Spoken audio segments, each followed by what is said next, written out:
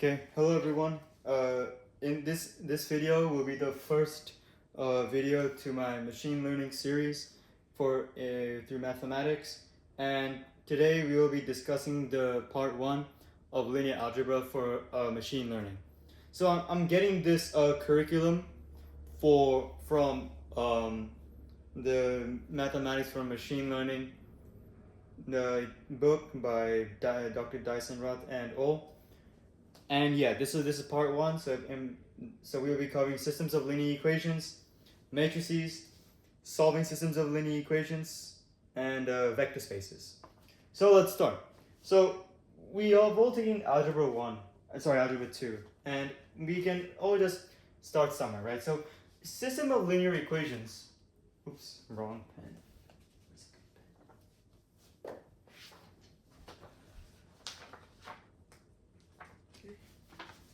Yep, that's better. So systems of linear equations is basically used to it's also known as simultaneous equations,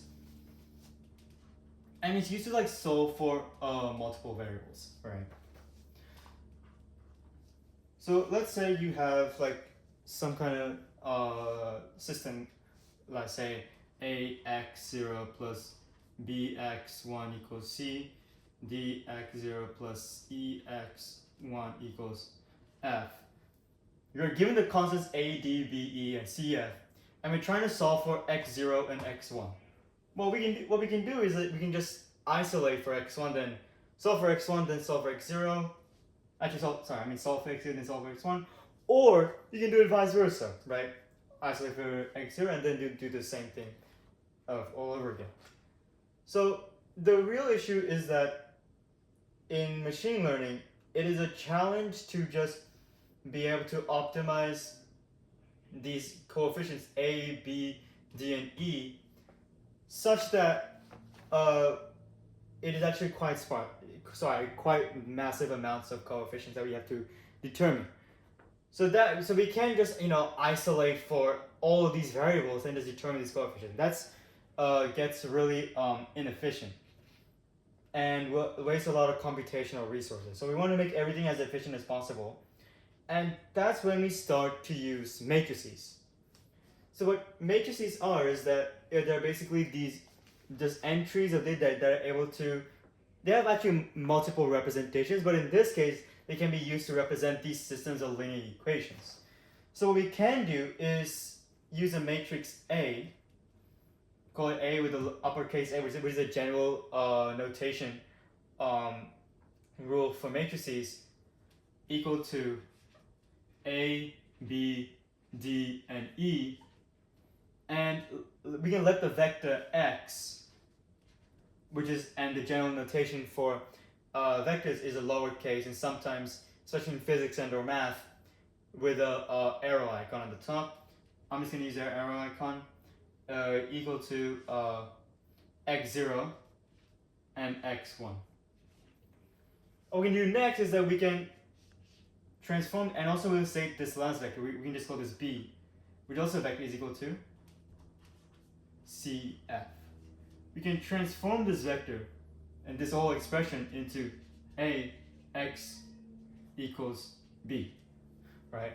And what's happening here is that we're basically just multiplying all these entries by all these ones, right? So if we expand this out, it should look something like this: a, b, d, e over x0, x1 equals cf, right?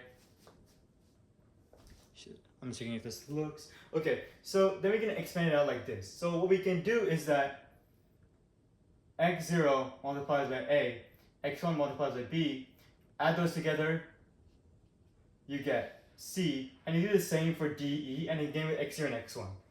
This is called matrix multiplication, right? Matrix multiplication between a vector and a matrix, and then we get a final vector. Right, and that's the way of sorting out systems of linear equation. That's called matrix multiplication. So we do that, and then we get this kind of matrix, this kind of system setup.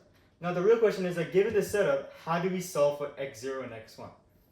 Well, we can use like a bunch of methods, right? One way is using reduced row echelon form, and just finding the inverse if possible. And this all depends on this is all entirely depending on the situation. So speaking of matrices, right? We're gonna focus on matrices now. So I'm just gonna say here matrices, right? Say we have like a matrix A, which has a dimensions, and we just say A is like this kind of matrix, dimensions n, m, and the notation we use to denote the dimension of A, again, either just state it is n by m, or we can just say that A is in the set of, if it's filled with real numbers, then we just give R n by m.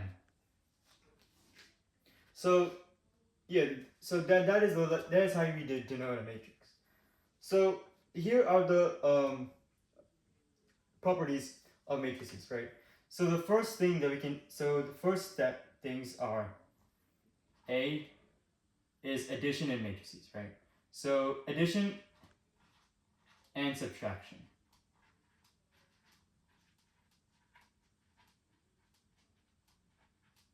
So you have, let's say a matrix A plus B. Well, what we can do is that these things are called element-wise operations, right? So you have some matrix, right? It's equal to A, we just say A, B, C, D. We isolate it from this example. Plus E, F, G, H. Trying to figure out.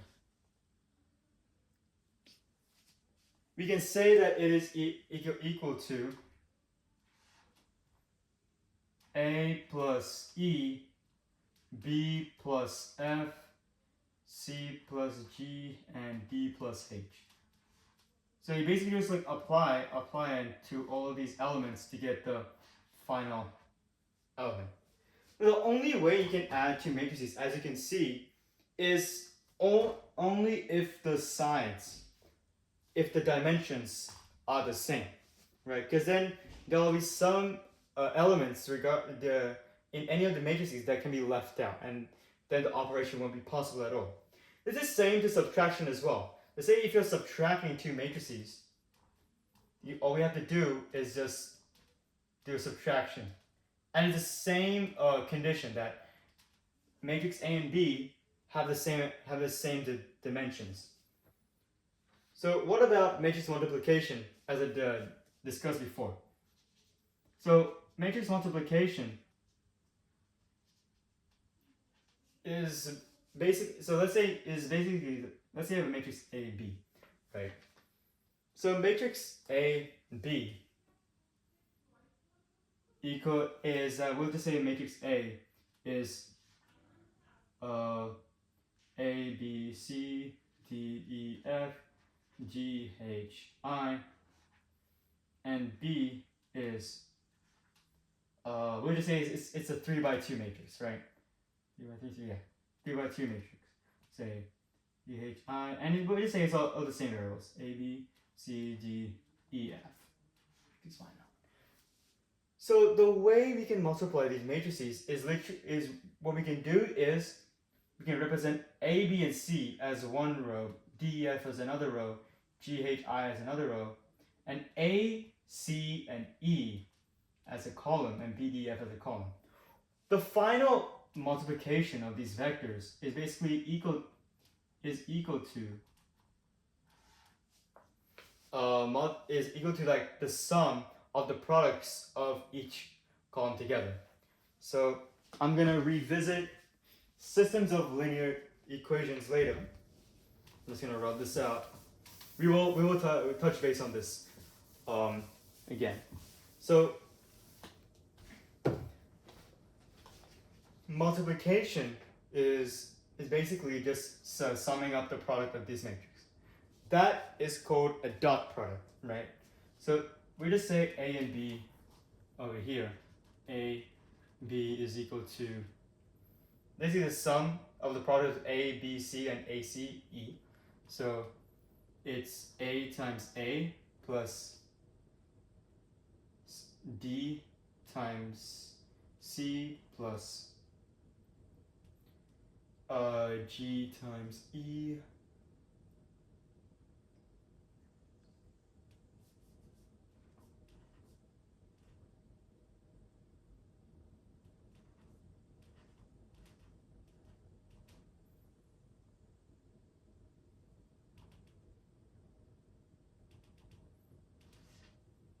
So yeah, it should probably already be like pattern recognition by now. I feel like a more intuitive way of representing this is using this kind of setup. So if we stray away from like doing it like this way, which is kind of unintuitive and quite hard to understand, what we can do is we can just set up A as A, B, C, which we can just remove these lines, D, E, F, G, H, I, say A, C, E, B, D, F. So what we can do is we can just multiply all these things together to get A times AA plus BC plus CE, and then it's the same for this section as well. You again multiply these together and you should get AB plus BD plus CF, and then you should also apply the same thing over and over until you get here, and then over and over until you get here, and it should look something like this. Now, as you see, there is another condition on when we can apply these matrices, right?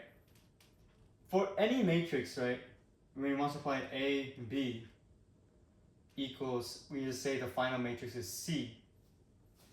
The condition is that for the dimensions, let's say A dimension n by m by m by q, the inner of these assortment of dimensions have to be the same. So we just say the width of A must equal to the height of B. You can think about it that way. And the final matrix dimension is equal to n by q. You just get the very, very first dimension and the very, very last dimension to get the final dimension. So that is the constraint. Now, we have discussed A, B, and all of these transformations between two matrices. So the final type of transformation that I want to talk about is something called transposing a matrix. I can actually write it here, right? So transposing a matrix is basically kind of like mirroring a matrix, right? You just flip it along this like imaginary axis. So let's say we use the same matrix A, right? A equals A, B, C, D, E, F, G, H, I. In order to transpose matrix written as A, T, T for transpose, we have to swap every element in A with its corresponding entity when you swap the IDs, right?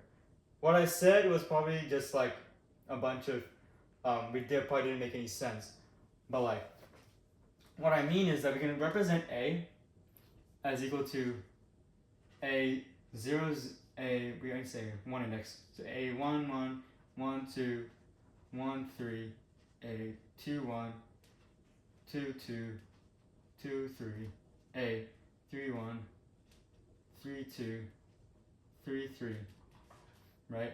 And we can represent this as like any entry A, I, J. Transposing a matrix means for all I and for all J, Aij becomes Aji, right? And Aji for the previous transpose matrix. So we're going to say the transpose, entry at A transpose of I at ij is equal to Abi in the original matrix.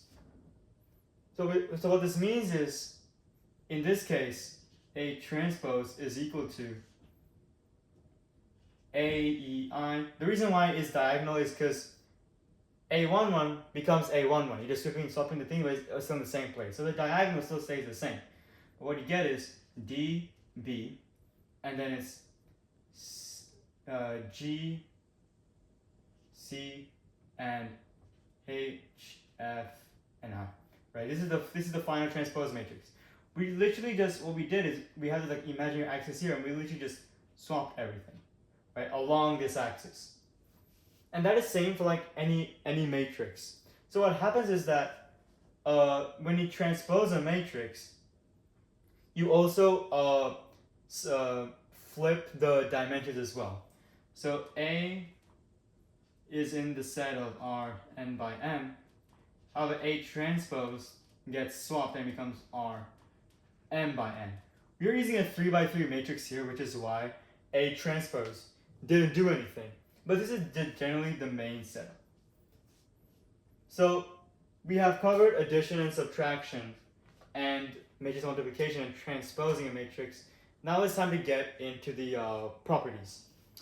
So in algebra, we should remember commutative, associative, and distributive. That still applies to matrices as well, to an extent, which I will show. So the property is, so I'm going to say associative, commutative, and then distributive, right? So one thing I want to say is that for addition, A plus B equals B plus A. That's quite intuitive. And say A plus or minus, right? So the next thing is A plus B plus C equal to A plus B plus C. These all seem quite intuitive as well. So what we can do next is, and then these are the associative laws, right? So the commutative and associative law. The distributive law is basically just A B plus C is as you guessed it, AB plus AC. These letters being next to each other means matrix multiplication, not just element-wise multiplication, matrix multiplication. And hopefully this is a bit intuitive as well. So the next thing that I want to go over is that AB multiplication does not equal BA. However, the associated property still applies. So A, B, C is equal to AB in parentheses times C. This should be quite intuitive. It's just the fact that AB is not always equal to its reverse BA. And for the and now these are just the transpose. This kind of distributive property also applies to transpose matrices as well. So A plus B transpose is equal to A transpose plus B transpose. So this you're just applying here and here. The next one, and I believe the next one is A transpose, and then you transpose that same matrix again, you get the original matrix. Right? And say you have a matrix you have a matrix multiplication AB transpose. This is equal to B transpose times A transpose. All of these are really important for being able to prove linear algebra theorems that we'll get to later. So all of these are quite fundamental to machine learning, especially when deriving ways to optimize our algorithms. So the next thing that we're going to go over is vectors. So we have already covered matrices, but then how do vectors come into play? Well, they're basically just like really long entries of data or really wide entries of data.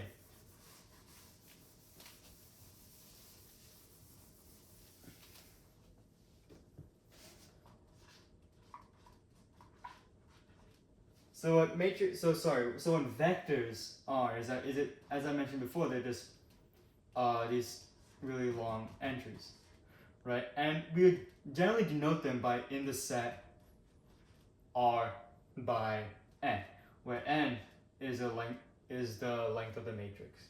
Generally, we can say V, the vector, is column entry, so it has all the entries like going down. So these all the transformation that I talked about, only the addition and subtraction and the transposing apply to vectors as well.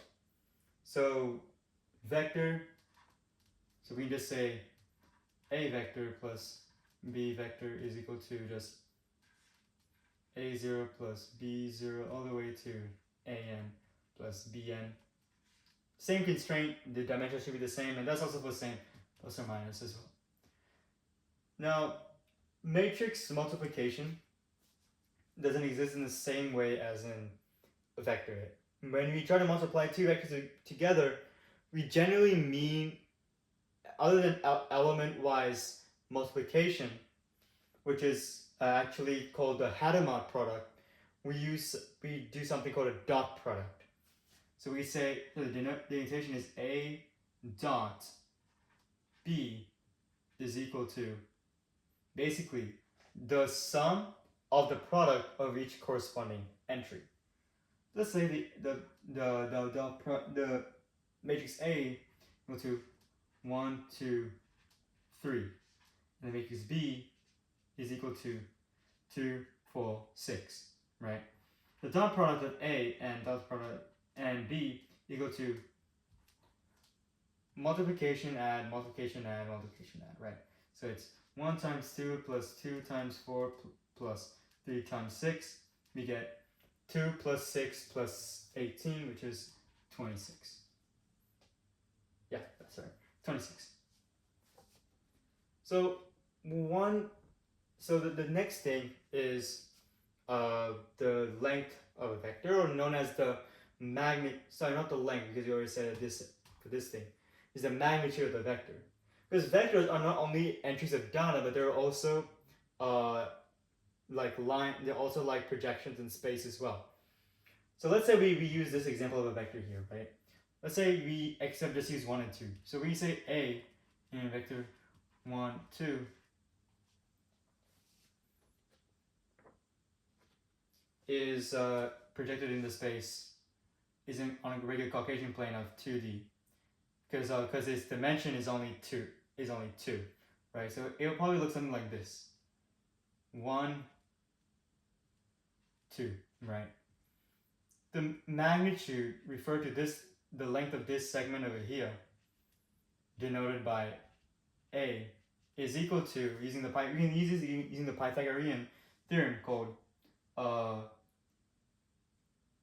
1 squared plus 2 squared. And we can also just generalize this out to, for any length of matrix, the magnitude of any length of matrix A is equal to square root sum of ai squared, I0, and minus 1. What we are doing is that we are basically using we are squaring every sum, or multiplying every element to itself and summing everything together. The reason why I said it like that is because we can represent the magnitude, also represented as a Euclidean distance using this notation, can also be represented using the dot product over here.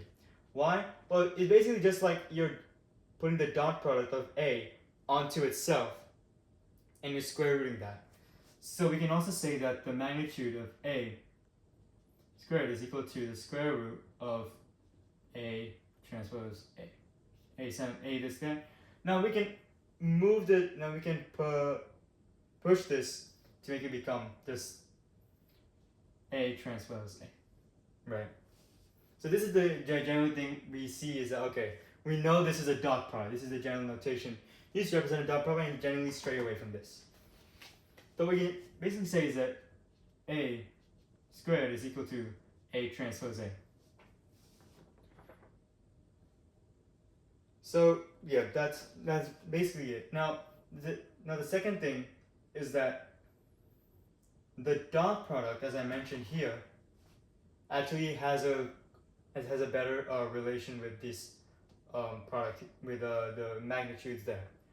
What I mean by that is the dot product of two vectors, right, A transpose B, is equal to A and then B, actually I'll remove these terms, cosine theta, right? What this is basically you have like two vectors here in space, theta.